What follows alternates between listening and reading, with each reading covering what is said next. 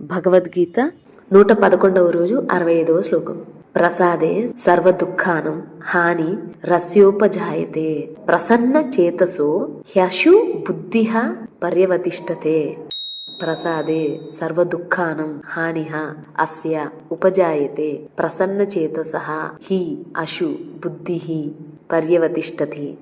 అస్య ఈ యోగయుక్తునకు ప్రసాదే ప్రశాంతము వలన సర్వ దుఃఖానం సర్వ దుఃఖముల యొక్క హానిహ వినాశము ఉపజాయితే కలుగుచున్నది. ప్రసన్న చేతసః ప్రసన్న చిత్తుడైన అశు శీఘ్రముగా బుద్ధిహ బుద్ధి పర్యవతిష్టతి స్థిరమగును.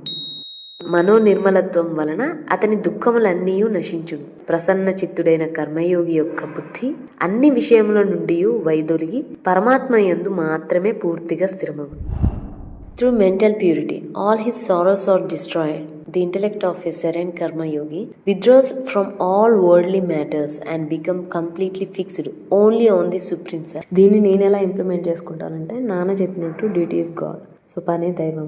పని మీద పూర్తి నిమగ్నమై చేస్తే మన మనసు క్లేమ్గా ఉంటుంది. అండ్ దాని నుంచి వచ్చే ఫ్రూట్ మీద సంబంధం లేదు. పనిని ధర్మబద్ధంగా చేస్తున్నామా లేదా అన్నది మాత్రమే విషయం.